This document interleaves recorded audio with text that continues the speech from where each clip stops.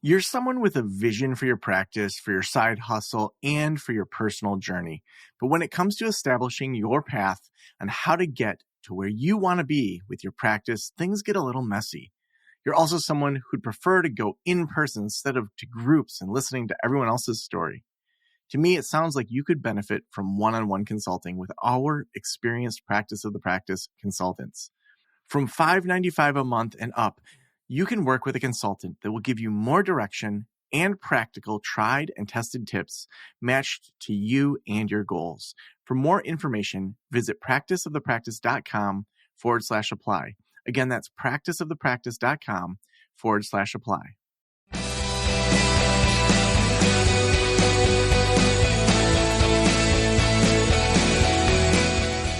This is the Practice of the Practice podcast with Joe Sanok, session number 1282.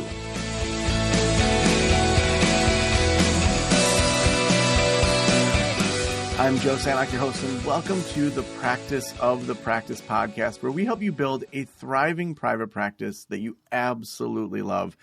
We do this 4 or 5 times a week, talking with people about what it means to be human. You know, we got to start there. We got to start with, what does it mean to be human? Like, what is our impact on the world? How are we thinking through the world? And as you may have noticed, we've been bringing in tons of thought leaders recently to just dig into research, to dig into different ways of thinking, to talk with former APA president about things like, if America were a client, how would we think through it? So really interesting conversations that we've been having as a part of these series. And they're really important conversations. I think that as we look at this political climate, as we look at outrage, as we look at the things that just piss us off about each other, there's still elements that we can find connection. Like just right before this show, we started recording. My neighbor, who we had very different political signs in our yards, she texted me and said, "Hey, who helps you with your leaves?" Her son just had back surgery. Her husband also had hip surgery. There's a lot of leaves coming down this time of year in Michigan. And the fact that we can just like share things like that and just think so differently politically, to me shows like that we're actual neighbors. So that's why I'm so excited about Dr. William J. Brady, who is an assistant professor of management and organizations at Northwestern University's Kellogg School of Management, where he studies the psychology of social media, moral emotions, and political polarization. His research examines how emotions shape collective behavior online, particularly how moral outrage spreads and influences group identity and social change. Dr. Brady's work has been featured in the New York Times, The Atlantic, and Wired, and has appeared in conversations with thought leaders such as Brene Brown, exploring how the digital age is rewiring moral institutions. Through his research, Dr. Brady investigates the feedback loop between human psychology and social technologies, asking what it means for democracy, empathy, and our shared sense of truth in a polarized world. William, welcome to the Practice of the Practice podcast. Thanks, Joe. Really excited to be here. Yeah, well, outrage. Where should we start? Yeah, I think if anyone has been watching the news, if you've been on social media, maybe if you've been out in some of these protests recently, I think you know that outrage is an emotion that's really prevalent and strong right now. And what I like to think about a lot are a few things. One, you know, what are the roles of new technologies that have really come to play a large role in our social interactions these days in the digital world? What is the role in amplifying some of these emotions? And one of the things I also like to think about is, you know, sometimes we often feel overwhelmed by outrage and by anger, and we assume that we just need to get rid of it. But actually, I think there are some positive things that outrage brings. And so it's interesting to consider, how can we try to, you know, get rid of or mitigate some of the bad side of outrage when you see things like political violence or conflict. But also, how can we then leverage some of the good sides of outrage, like making people aware of important political issues and getting people inspired, that maybe we've seen some of this in protests around the world. Love that. Now, I'm wondering, a lot of your research shows that kind of moral outrage functions like a social currency online. Can you dig into that and kind of share what you mean by that? Yeah, so One of the things that's true about human psychology is, of course, that we so readily fall into group boundaries and we identify with, a particular group. It actually can be many groups, but usually when we identify with a certain political group. So let's say we're talking about politics. So let's say I identify as a Democrat or a Republican. Well, as soon as you start to identify yourself in these group boundaries, you end up falling into certain ways of thinking that tend to prioritize your group identity. And it turns out that if you express outrage toward another group, it's a very easy way for you to signal to your group that you are a serious and a genuine group member. So imagine you're a Democrat, you see someone else in the group say, "Oh man, I'm so mad at this thing the Republican did." What's the inference you draw from that person? You think, well, they must be a really committed Democrat. And in fact, in my lab, we have lots of data showing this, that when people express outrage, members of the political in-group will view that person as more committed and more identified with their group. It turns out that that can buy you some group reputational points in certain contexts. So it actually does, in a way, serve this important reputational function. It says, I'm a committed group member. Now, I'm just thinking about brain evolution and human evolution. And of course, when we lived in an area where our group or our tribe or our clan needed to have protection in different ways than maybe we do now, where, we've got our small group of 200 that all live behind the walls and keeping out the invaders. How much of this, and maybe this is outside your scope, but how much of this is that the brain just hasn't developed enough to feel safer in this world than maybe we actually are? Yeah, it's an interesting idea. Let me talk a little bit about this idea of function that you brought up. Mm-hmm. So what function does outrage, for example, play in a small group setting like in our evolutionary past? Well, it turns out if you want to have a small group that cooperates well, which is very important for survival, of course, we need to share resources, for example. What outrage is really good at, and there's lots of small group studies and evolutionary biology modeling that demonstrate some of this, you can actually use outrage to sanction people to make it costly for them to violate cooperation, to steal or to cheat, right? And so punishment through moral outrage ends up establishing cooperation over time. If you look at, for example, economic games, there's a lot of good studies on this. So in those small group settings, there's no doubt that it has this important function. It actually can maintain cooperation if things are kind of done at a low frequency, right?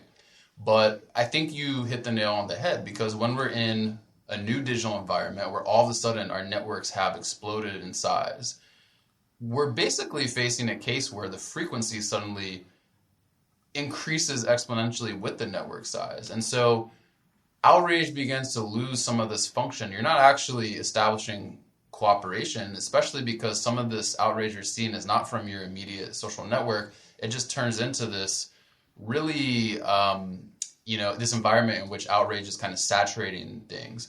And that has lots of negative consequences. Some people don't want to be in that environment. They leave. They're not contributing their voice when we're talking about political dialogue and conflict. I have research suggesting that this also creates a breeding ground for misinformation, which we can talk about later. Mm-hmm. So I think you're right. There's a discrepancy between the environment in which some of our primal emotions sort of developed and were functional compared to now. And that certainly plays a role in some of what we see online. Yeah. It's interesting with politics and kind of online behavior. I think I talked about this in another episode, how recently a friend of mine and I were talking, and he has a friend that's pretty left wing, and she has one of her best friends is pretty right wing. And they decided to look at something online to just see what they were being fed. And this person that the left wing person absolutely hated, was seeing all these terrible things he had said. And then the right wing person saw all the this is a family man and he's into these things. And so like they just realized how much they were being fed differently. And it also reminds me of, I'm reading Yuval Harari's book, Nexus right now. And he talks about how the slaughter, and I think it was Myanmar, the genocide that happened there, that Facebook, it's like what they say is the first time that really AI helped cause a genocide because of how it was feeding the outrage loop, because the algorithm basically was told you need to triple the amount of engagement, and then it did, but it was finding that over and over outrage was the thing that just got people to engage. Talk a little bit about kind of the politicization of what we see online. Like I'm thinking about when something tragic happens, whether it's a mass shooting, political assassination, public death, instantly in the U.S., we're divided along party lines. Like we need to get rid of all guns, or we need to like get more guns, or whatever the thing is. How do you think through all of that? Yeah, really important question. So the first thing I'll say is if you look at political elites, politicians who are in power in the U.S., for example, or political pundits, they're going to politicize that. That's just how things have been going in U.S. politics. But I think what we walk away from that when we see the news, when we look on social media, is we walk away thinking, man, there's all these people who have politicized this tragedy, whatever it might be, and I can't believe we're in a state of America where that's what everyone thinks. But what I want to point out is that algorithms are often making salient or up-ranking content from people who are more extreme in their political leanings. And the reason is that when you see someone say something outrageous, lots of people engage with that. Maybe they'll share it and say, I can't believe someone said this. Maybe they agree with it. They'll like it because they feel that political identity pull like we talked about. But the point is, the kind of content that surfaces the most, when we're not talking about political elites, it makes it seem as if all these people are like responding to this tragedy in these super politicized ways. But if you look at actually polls that ask, for example, what is the support from Americans of political violence? You might be curious about this given lots of recent events. And the overwhelming majority on both sides of the political spectrum denounce and think it's a really bad thing. And so if you go on social media, you might get a different impression because of the things that you see spreading widely. And so I think it's really important to consider that what you see online is partially a function of what the algorithms are pushing because of the fact that they tend to draw engagement for various reasons, right? And that's an important distinction that I really think is good to highlight. Yeah, I mean, do you think this is an age-old question of, is art imitating life or life imitating art? It's sort of like, is the algorithm just mirroring the human condition and it's way worse than what we actually thought it was? Or is it like manipulating it? Like, I'm wondering what's the data show us in regards to how much it's a mirror versus how much it's really reshaping it? Yeah, the answer is both. So I have lots of data and studies now in my lab. And what we see is the following. So algorithms are programmed not necessarily to, amplify outrage or toxicity or divisive content, but they are programmed to amplify things that we will click on, things that draw engagement. And it turns out that we as humans actually have lots of biases that draw us toward the types of content that we're talking about.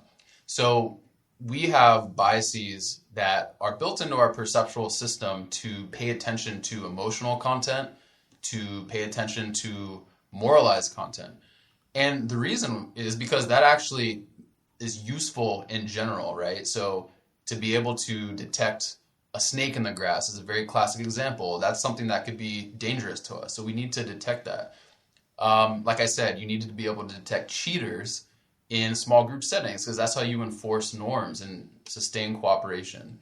But now when you bring it to a digital environment and that content, the moral and the emotional content is getting saturated, that starts to create the conflict, like I said. And so what's happening is algorithms are learning that we naturally will view. It doesn't even have to be clicking. Algorithms are working in ways where if we view something, they will uprank it as well, right? So it's like a car crash effect. We just look at it, even if we don't necessarily endorse it or like it. And this leads Let me to, just say a funny side note there. Like I set my phone down and I was on TikTok and I don't know, I had swiped and I didn't even pay attention to what was next. And it was like people going off water slides in like Mexico. And it was like those like ones where they're just like bouncing all over the place. Clearly no OSHA regulations. And now I get those all the time just because I like set my phone down and it looped through like 3 times. yes. Just had to say that little side. That's a great example. And what you're pointing out is that these engagement metrics, they also pick up on noise and just like accidental attention, right? And TikTok is a great example because that algorithm is extremely engagement based. And so, yeah, you click on one thing, all of a sudden you'll notice a change in your information ecosystem. And so, just to summarize, what's happening is that we have a natural attraction, yes. So, in some ways, the algorithms are mirroring things.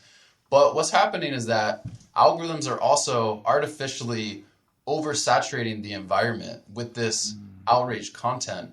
And there's a part of us that is also learning. When we see more of that content, we start to make inferences. We start to say, is that what my group thinks? Maybe I need to share this, or maybe I don't know, like how strongly I really do identify with this group, right?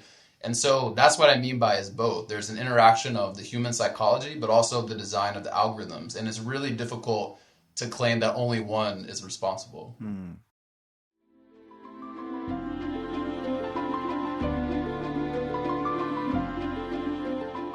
I want to thank Headway for sponsoring this episode. If you run a group practice, you know that accepting insurance can be overwhelming. Between credentialing, billing, and payroll, the admin side can easily take over your week.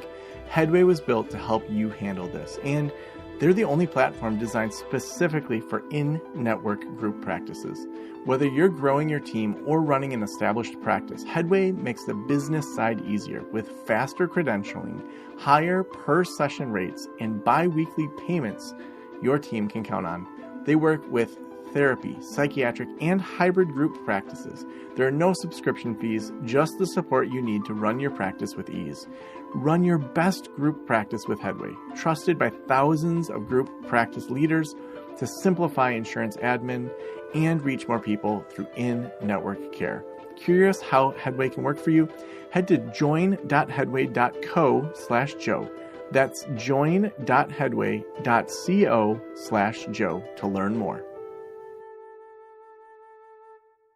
Maybe talk more about that psychological toll. I'm thinking about even in myself, just wanting to be an engaged citizen and wanting to check in on the news sources that I trust to somewhat know what's going on. And there's also this feeling of urgency and this existential dread. And like, you know, there's a lot of morality charged in there.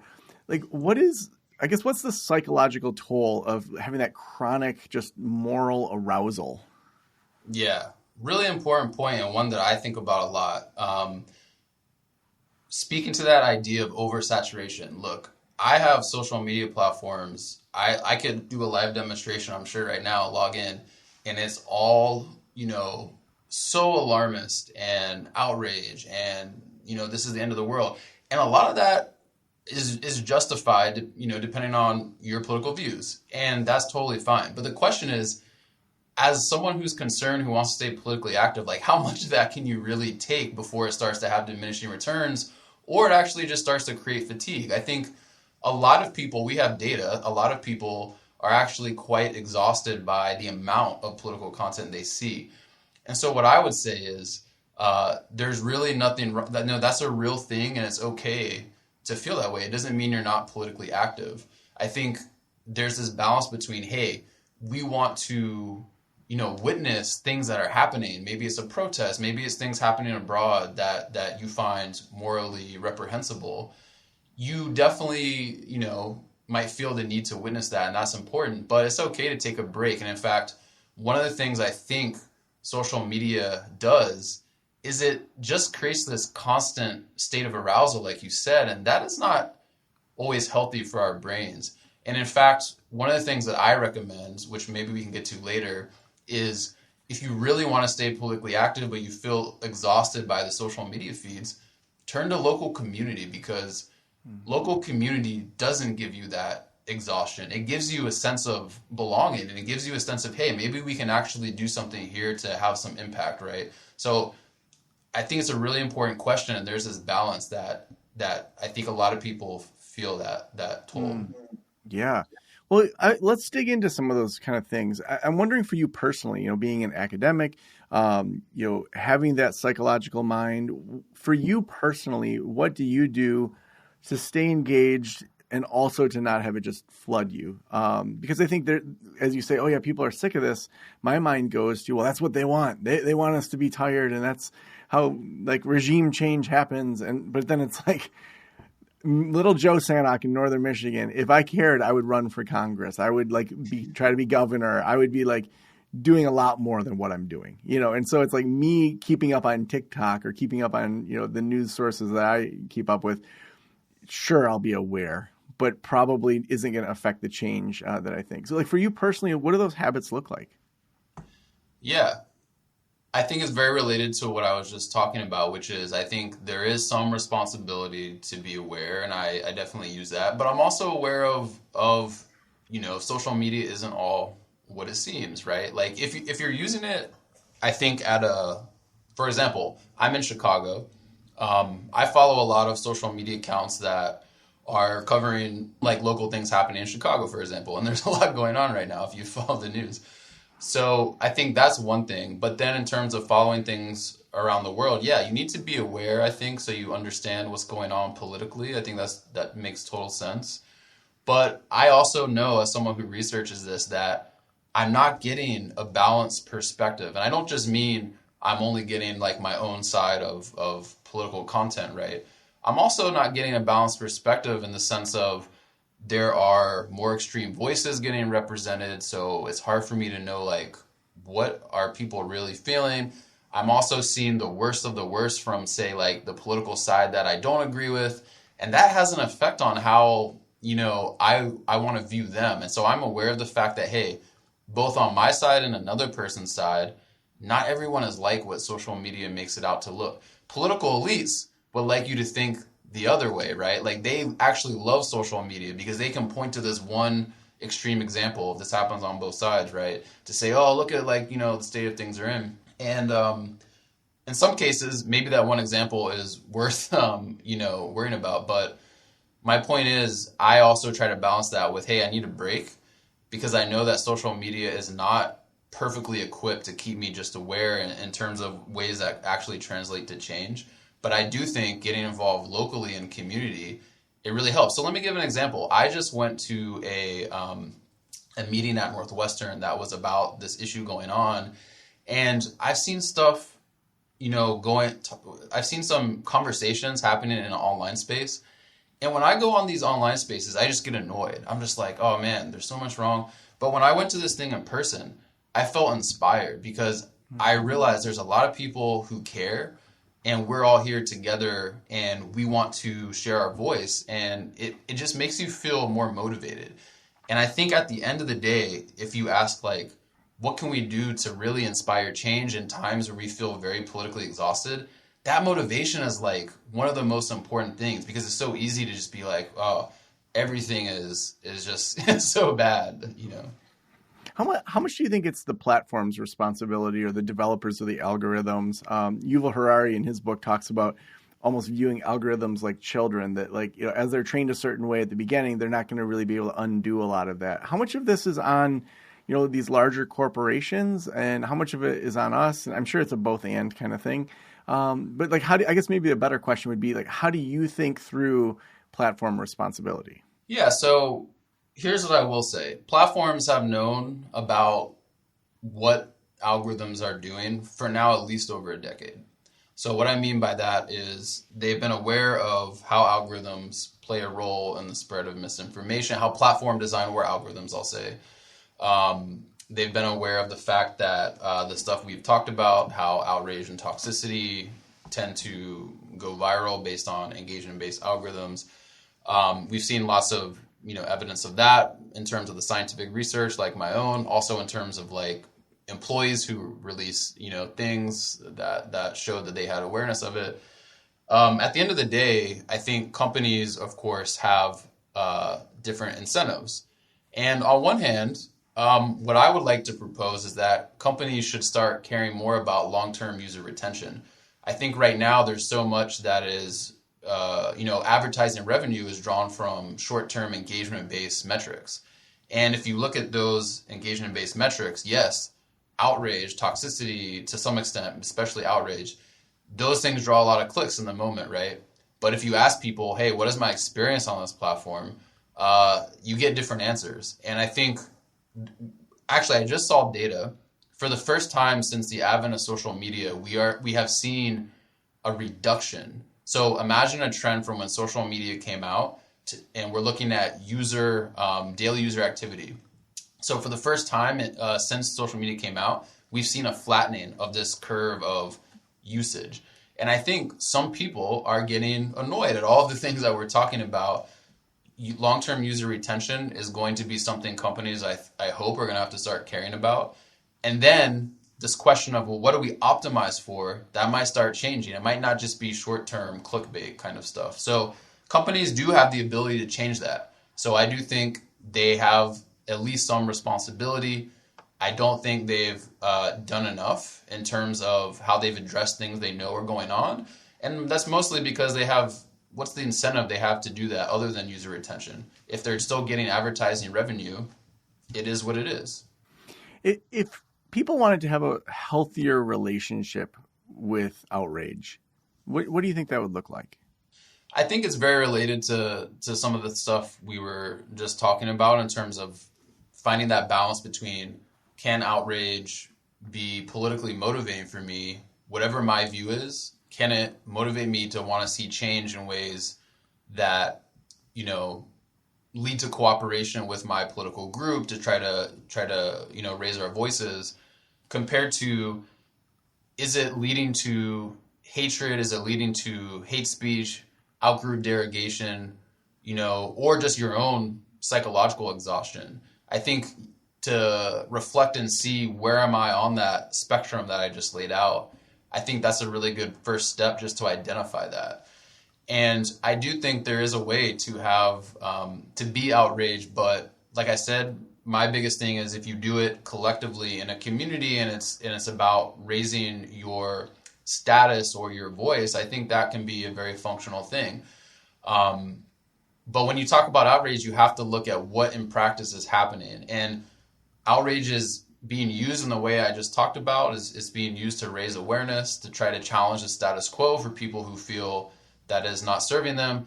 But it's also being used as rage bait to distract people from issues that are affecting them so that they will view an enemy somewhere else, right? So we have to keep that balance in mind.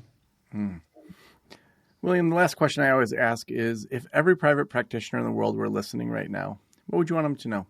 Yeah, I think in summary from everything we've been talking about, I think it's really important to understand that the digital environment that we're all living in, so that would also be their clients, right, is, it's omnipresent, but it is not always representative of what's really going on out there. And so that means the world is not exactly what it is, how it's portrayed on social media, the emotions, the extremity. And I think being aware of that helps you understand that I need to potentially, as a client or as a person, try to figure out, what is the world in my local community actually like? And I think that can really go a long way if you have people who feel overwhelmed and exhausted by their time spent in digital environments. So awesome. Dr. William J. Brady, if people want to connect with you, if they want to follow your work, where do we send them? Yeah, just my website, williamjbrady.com. I post all of my research open source, so if you want to check it out, you can do that. And then I have links to podcasts like this that I've done to summarize my work. So awesome. Thank you so much for being on the show. Thanks, Joe. It was great.